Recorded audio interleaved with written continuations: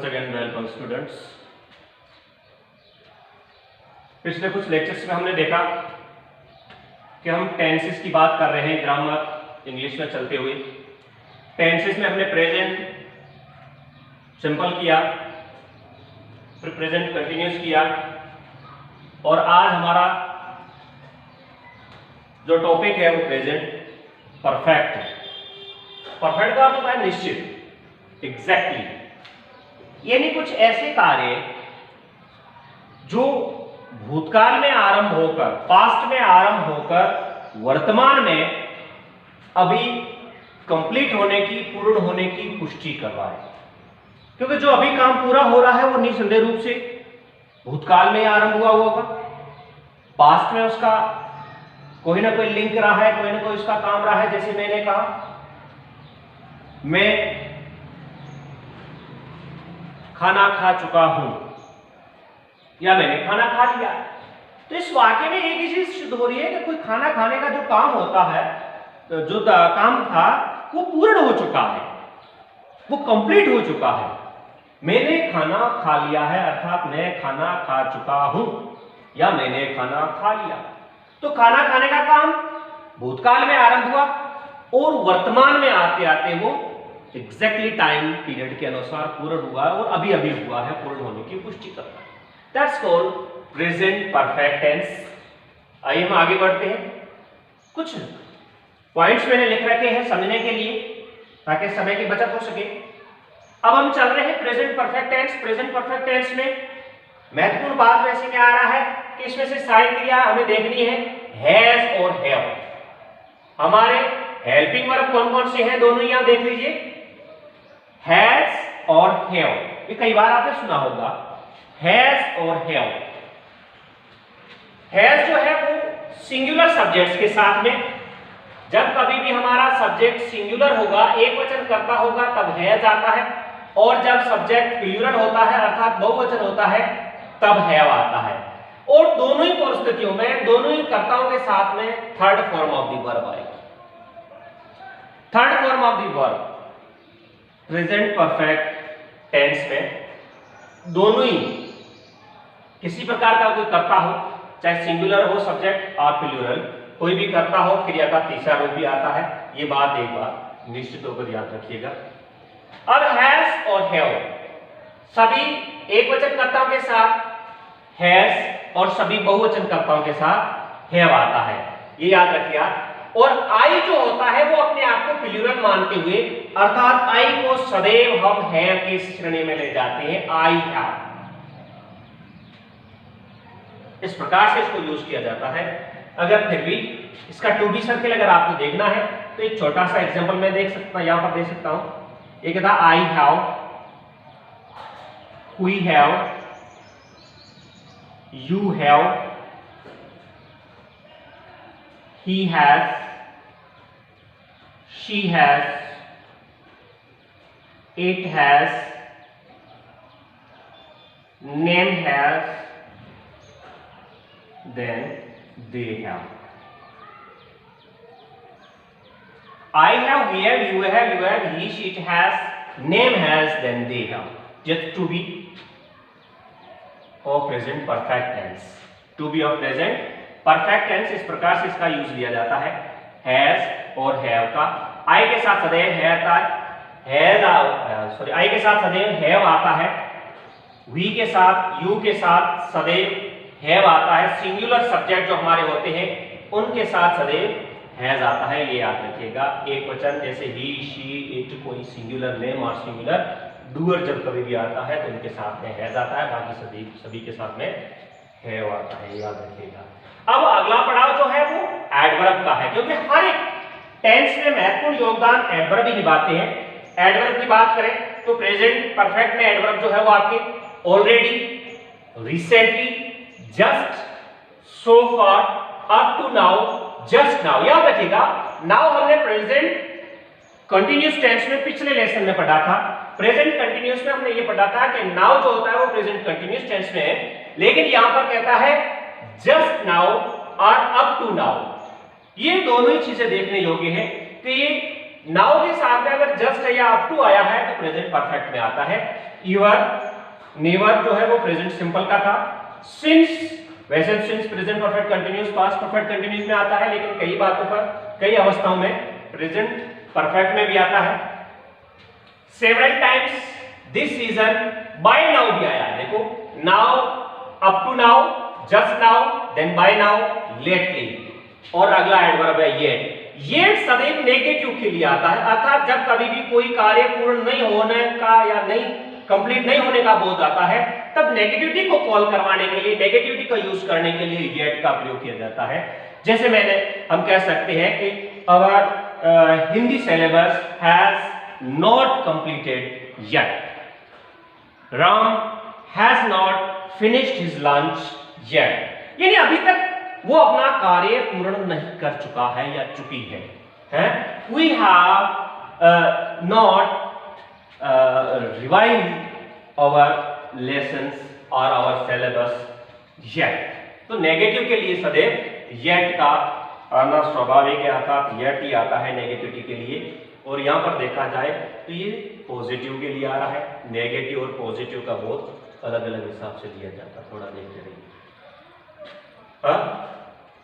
आगे बढ़ते हैं, एक बार पुनः वापस मैं रिविजन करने की कोशिश करता हूं। Already, recently, just, so far, up to now, just now, ever, since, several times, this season, by now, lately and yet. Yet always use or always be denoted with the negative sentences। और इसमें से have और has किस प्रकार से use होता है इसको देख लीजिएगा। I have, we have, you have, he, she, it और name, singular name is known as has और they के साथ सदैव have आता है। यानी अगर बहुवचन करता है तो have आता है, एक वचन करता है तो has आता है। ये प्रेजेंट परफेक्ट टेंस की कुछ विशेषता है। इस आधार पर कहता है, मतलब कोई ऐसा कार्य जो भूतकाल में आरंभ होकर वर्तमान में आते आते फिनिश होने की बात करवाए। ये वर्ब का तीसरा रूप लाता है, यानी किसी भी परिस्थिति में हैज और है के साथ में सदैव क्रिया का तीसरा रूप काम में लिया जाता है। हैज, हैव, इस प्रकार से I have, we have, you have, he, she, it और name के साथ हैज आ जाता है और they के साथ have आता है। ये सारी की सारी चीजें जब तक आप प्रैक्टिसाइज में नहीं लोगे तब तक ये समझ में नहीं आने वाली है। अब इसकी सेंटेंस स्ट्रक्चर किस प्रकार से बनती है, जैसे मैंने कहा पॉजिटिव सेंटेंस है तो सब्जेक्ट प्लस हैज आ जाएगा या हैव आ जाएगा, वर्ब की थर्ड फॉर्म आ जाएगी प्लस ऑब्जेक्ट आ जाएगा। अगर हमारा जो सेंटेंस है वो नेगेटिविटी की ओर ले जाता है तो सब्जेक्ट प्लस हैज है या हैव है प्लस नॉट का बोध आ जाएगा, then third form of the verb, then object. अगर कहीं सेंटेंस जो है वो इंट्रोगेशन में आता है तो हैज या हैव वाक्य के आरंभ में आ जाता है, प्लस जो है आपका वो सब्जेक्ट कॉल किया जाएगा, plus third form of the verb है, plus object, then interrogation symbol. These are known as present perfect sentences structure. Positive sentence, negative sentence, then interrogative, positive, negative, interrogative. Positive sentence की देख लीजिए, किसी प्रकार की कोई भी चीज इसमें एडिशनल में नहीं है, एक सिंपल वाक्य सेंटेंसेस जो सब्जेक्ट है हैज या हैव, ये स्लैश का अर्थ होता है अथवा, यानी दोनों में से कोई एक चीज आएगी, या तो हैज आ जाएगा या हैव आएगा। जिस प्रकार से हमारा सब्जेक्ट होता है, requirement of subject we call our helping verbs. Then negative sentences, negative sentence symbolized with not, none, neither, not। और interrogative sentence की जो पहचान होती है वो याद रखिएगा कि वाक्य के अंत में सदैव इंट्रोगेशन सिंबल आता है, प्रश्नवाचक चिन्ह आता है, लेकिन वाक्य के आरंभ में हेल्पिंग वर्ब्स आते हैं। जिस किसी भी सेंटेंस के साथ में हेल्पिंग वर्ब वाक्य के आरंभ में आए हुए हैं तो आप एक ही चीज कह सकते हैं कि ये सेंटेंस कहीं ना कहीं अंत में जाकर ये इंट्रोगेटिव बनने वाला है या इंट्रोगेशन का ही बोध करवाने वाला है, इंट्रोगेटिव की बात करने वाला है। हैव और हैव प्लस सब्जेक्ट अब सब्जेक्ट सेकंड पाइथन पर आ गया, third form of the verb को कॉल कर दिया गया, ऑब्जेक्ट आ गया और उसके बाद में इंट्रोगेशन सिंबल आ गया। दीज आर दी दोस्त प्रेजेंट परफेक्ट टेंस। एग्जांपल देखने की कोशिश करें। एक एग्जांपल मैंने सोल्व करके आपके सामने रखा है, फिर दूसरे को डिस्कस कर रहे हैं। Here he has not seen me so far। यहां पर हमारा जो एडवर्ब आया है वो so far आया हुआ है। so far के साथ में जैसे हमारा सब्जेक्ट एक वचन है, he is a singular subject, he जैसे सिंगुलर सब्जेक्ट में आया तो he के साथ में क्या आ जाएगा, has आ गया और उसके बाद में नॉट की बोध करवाने के बाद में वर्ब का तीसरा रूप आ रहा है। ये हमारा ये सेकंड नंबर सेंटेंस इसको कॉल किया जा रहा है, इसको देख लीजिए। He has not seen me so far। He has not, third form of verb and object। Third form of the verb सी सा सी, क्रिया जैसे आप देखी होगी, ये सी सा सी, सी सा सी, first form, second form and third form. अब सेकंड सेंटेंस में चलते हैं। They dash leave home just now. यहां पर जो हमारा एडवर्ब आ रहा है वो देखिए जस्ट नाउ आ रहा है। Just now is adverb of present perfect tense और प्रेजेंट परफेक्ट टेंस में जैसे जस्ट नाउ आया तो अब हम आगे बढ़कर दूसरा पाइथन हमारा देखना है कि हमारा सब्जेक्ट कौन सा है, they. They is a plural subject and it contain और call we have as a helping verb, they have. और उसके बाद में हमारा जो वर्ब है वो लीव है। अब लीव का तीसरा रूप है हमें LEFT, left. Leave, left, left, third form of the verb and second form of the verb. They have left home just now. Left, leave, left, left. Third number sentence की ओर चलते हैं। Sohan and Meera dash play game up to now. Up to now, ये इसमें केवल now नहीं आया, इसमें अप टू नाउ आया है। अगर नाउ आता तो ये प्रेजेंट कंटिन्यूअस टेंस में चला जाता। यहां पर अप टू नाउ आया है तो सोहन एंड मीरा, ये एक एंड सदैव प्लस लाता है, ये एक प्लस एक इक्वल टू 2, यानी 1 + 1 = 2 and 2 is a plural subject. तो प्लूरल सब्जेक्ट के साथ में साई क्रिया हम कॉल करेंगे हैव, प्ले का प्लेड आ जाएगा, प्ले का क्या आ जाएगा, play. Third form of the verb, play, play, play, play, play, play. Fourth verb question को देखने की कोशिश करें। You dash visit Agra several times. Several times is a present perfect tense. Present perfect tense जब सेवरल टाइम को use करते हैं तो यहां पर कहता है you dash visit Agra several times। you is a plural subject, then we call helping verb have। you have, third form of the verb visit का visited। visit का क्या होगा, visited। you have visited Agra several times। next question, our next example we can see 5 I dash cut my finger or then comma it is bleeding now। इसमें देखिए दो वाक्य है, coma के बाद में एक नए वाक्य की संरचना या स्ट्रक्चर आपके सामने आ रही है और इसमें से जो एडवर्ब आया है वो नाउ आया है। Now is adverb of present continuous tense as we have discussed in last lecture. It is bleeding now, it is bleeding now is a present continuous tense. Now present continuous tense का है और यहां पर up to now आया है, ये present perfect tense का। दोनों में से अंतर था, मैंने अभी थोड़ी देर पहले बताया था।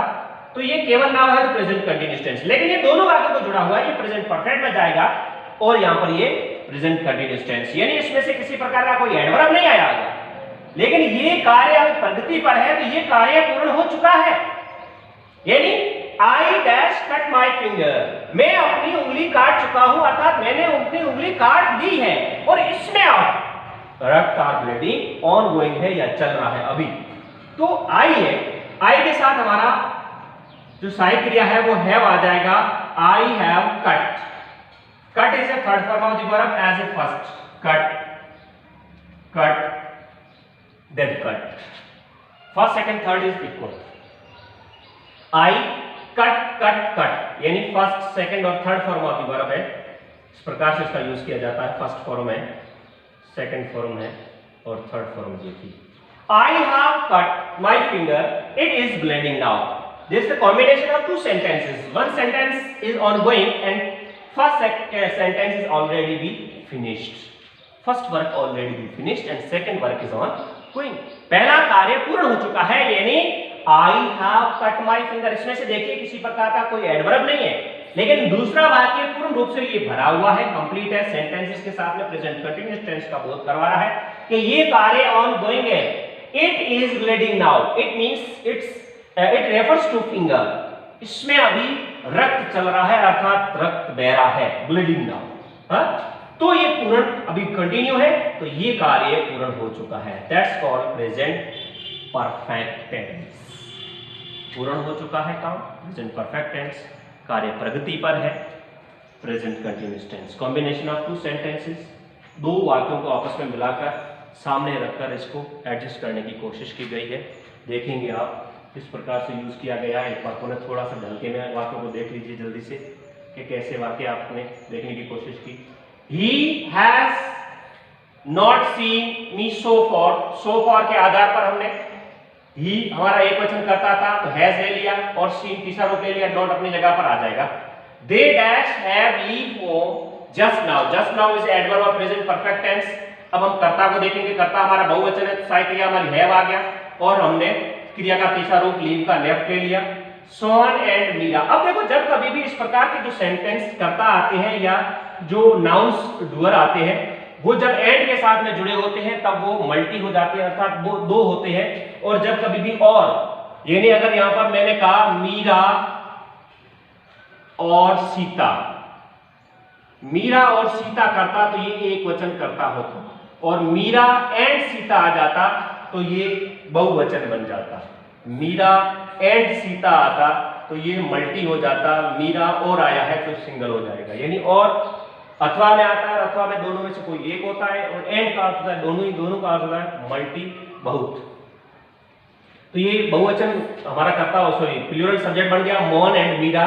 तो सब्जेक्ट सहायक क्रिया हैव आ गया और played third form of the verb आ गया, क्योंकि अप टू नाउ आया है।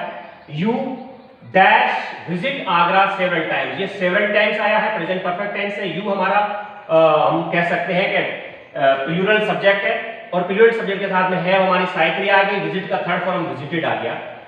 फिफ्थ नंबर क्वेश्चन है I dash cut my finger, it is bleeding now. We have discussed just now कि एक प्रेजेंट कंटीन्यूअस टेंस है और दूसरा कार्य पूर्ण हो चुका है। इस आधार पर हम कह सकते हैं कि हमें इसे इस प्रकार से देखना है।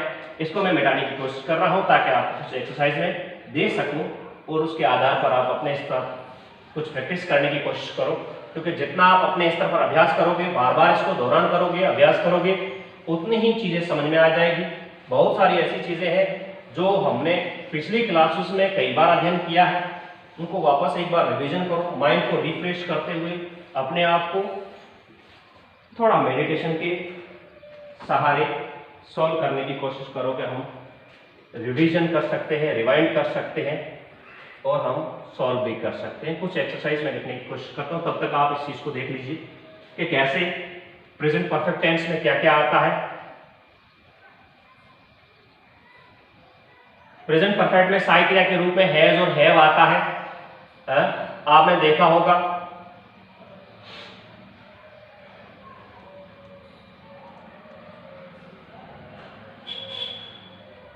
हैज और हैव के साथ में थर्ड फॉर्म आता है।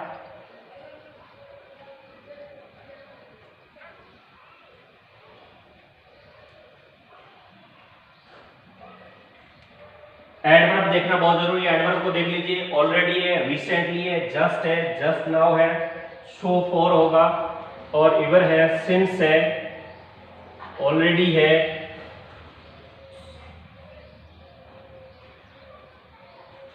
सिंगुलर सब्जेक्ट के साथ में सदैव हैज आता है और प्लूरल के साथ में सदैव हैव आता है।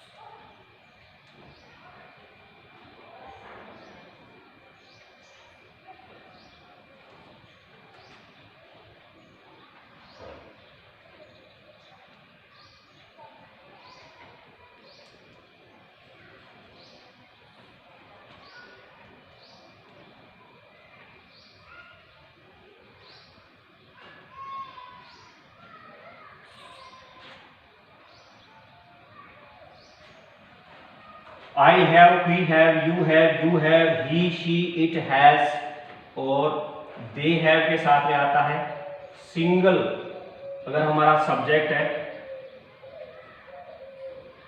इस प्रकार से आ जाता है।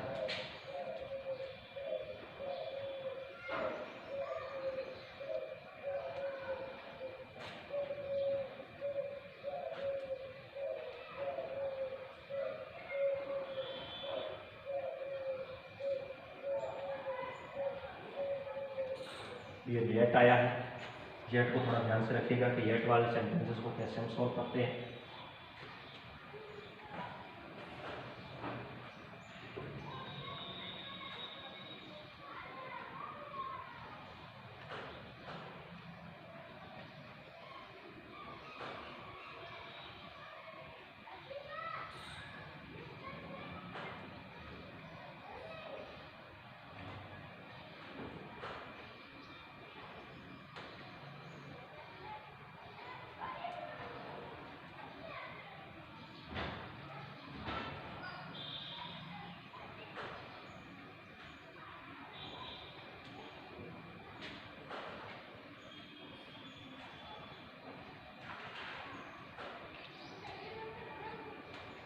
देख लीजिए, पहला सेंटेंस है Ramu dash finish his homework recently, adverb आया हुआ है। Second sentence Meera dash sing songs several times. तीसरा सेंटेंस बर्ड्स डैश में nests just now in garden और इन द गार्डन। चौथा नंबर sentence children dash finish their lunch yet. और पांचवा sentence Mohan and Ramesh dash start a business so far. सारे के सारे एडवर्ब के आधार पर आए हुए, सारी चीजों को एक बार आराम से देख लीजिएगा। जो चीज ना समझ में आती है तो वापस उसको रिवीजन करो, रिवाइंड करके देखो। एक बार दो बार जैसे देखोगे तो बहुत सारी चीजें क्लियर हो जाएगी। फिर भी कोई चीज नहीं समझ में आती है, कोई प्रॉब्लम दे रही है, कोई समस्या आ रहा है, तो आप आराम से डिस्कशन फोरम पे आकर अपनी बात रख सकते हैं, सीधी संवाद कर सकते हैं। हर एक चीज गहराई से समझाई जाएगी और आपका जो भी डाउट है उसे निसंदेह रूप से दूर किया जाएगा। और जितना हो सके उतना अधिक से अधिक अपने आप को अध्ययन में व्यस्त रखो, बार बार प्रैक्टिस करो। एक ही बात कही जाती है, जितनी प्रैक्टिस करोगे उतना ही निखार आएगा, जितना बार बार आप प्रयास करोगे उतनी सफलताएं आपके साथ में आएगी। अपने आप को सुरक्षित रखो। तब तक के लिए एक बार जो पिछले जो जितने भी लेसन हैं उनको भी दौरान करते रहो, जो अन्य सब्जेक्ट्स के हैं उनको भी देखते रहो, ताकि जितने भी डाउट्स हैं वो क्लियर हो सकें। नेक्स्ट लेसन के लिए बिल्कुल आपके साथ में एक नई चीज़, नए टॉपिक के साथ में हाजिर हो जाएंगे। तब तक नमस्कार।